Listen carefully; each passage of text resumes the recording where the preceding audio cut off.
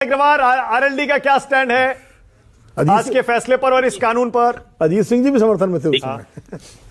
देखिए मानक भाई, एक स्थिति बिल्कुल साफ है कि इतना टेक्निकल डिस्कशन का कोई इंपॉर्टेंस बचता नहीं है, क्योंकि ये तो सुप्रीम कोर्ट ने क्या कहा, सुप्रीम कोर्ट की क्या पावर्स हैं, सुप्रीम कोर्ट क्या चेंजेस कर सकता है। पर ये डेफिनेटली कांग्रेस के लिए एक झटका है कि जो कह रहे थे कि संविधान खत्म हो गया, जो कह रहे थे कि साहब कोर्ट जो है सरकार के इशारों पे काम कर रही है, आज वो कोर्ट की तारीफ कर रहे हैं। तो जो सेलेक्टिव अप्रोच कांग्रेस दिखाती थी, ये एक्सपोज हो गई कांग्रेस पूरी तरीके से। आपको ये समझना पड़ेगा, हम इतने दिनों से ये समझा रहे थे कि भीड़ तंत्र से देश नहीं चलेगा।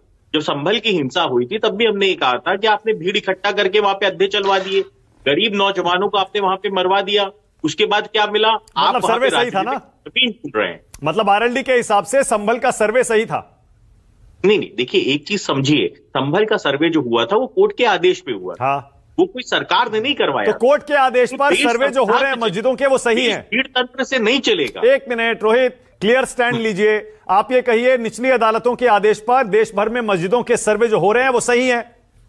देखिए मानक भाई, देखिए एक बात को समझना पड़ेगा, अगर कोर्ट कोई भी आदेश करती है तो government is just a body जो कि उस आदेश को इंप्लीमेंट करना उसकी मजबूरी। ठीक है, ओके। मतलब आप ये कह रहे हैं 1991 का जो कानून है, मतलब आप ये कह रहे हैं कि वो सही नहीं है?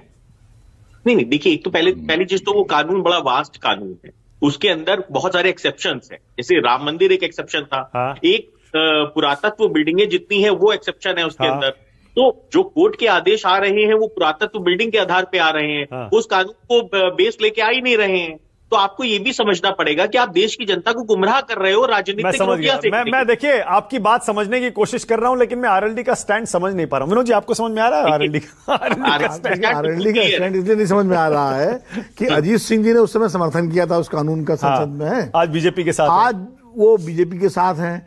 तो अब मजबूरी ये है रोहित जी की, आगे पार्टी की, कि खुल के कैसे कहें कि वो कानून सही है कि गलत है। पहले बीजेपी अपना स्टैंड क्लियर कर दे तो भी अपना स्टैंड क्लियर कर देंगे। नहीं, विनोद जी ऐसा नहीं है। विनोद जी, हमारा स्टैंड बिल्कुल क्लियर है। हम भाईचारा जिंदाबाद की बात करते हैं। हम देश के अंदर सांप्रदायिक किसी भी व्यवस्था का समर्थन नहीं करते हैं। हम देश के अंदर इंसानियत की राजनीति करते हैं। हम धर्म की राजनीति नहीं करते। मतलब आप कह रहे हैं, ओके, एक सवाल और। कांग्रेस अपनी जमीन ढूंढ रही है। ओके रोहित, एक सवाल और, उसके बाद फराज की वही आपके पास आ रहा हूं। आप ये कह रहे हैं अगर निचली अदालतों के आदेश पर मस्जिदों के सर्वे हो रहे हैं वो भी सही है, और सुप्रीम कोर्ट ने उन सर्वेस पर रोक लगा दी तो वो भी सही है? बिल्कुल, देश के अंदर संविधान है ना, कोर्ट है ना, यही समझाने की कोशिश कर रहे थे। तो केंद्र सरकार को आपके समर्थन पर हमारा कोई अफगानिस्तान थोड़ी था हमारा देश। रोहित, हमारे देश का कानून व्यवस्था है। रोहित, एक सवाल और, आपके समर्थन पर केंद्र सरकार चल रही है, सुप्रीम कोर्ट में सरकार को क्या स्टैंड लेना चाहिए?